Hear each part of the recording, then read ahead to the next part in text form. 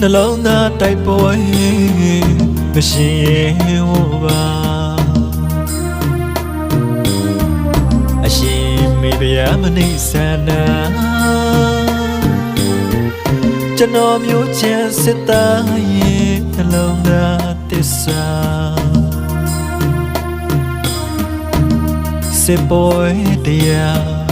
နှွေးခဲ့ပေမဲ့လေအချစ်တပွဲ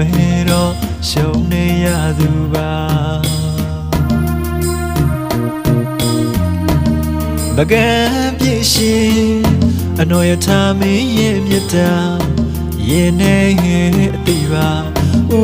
ခိုက်ခါမင်းတစ္ဆာမနေစနာပေးစသူအရှိတပါဘသူမတမ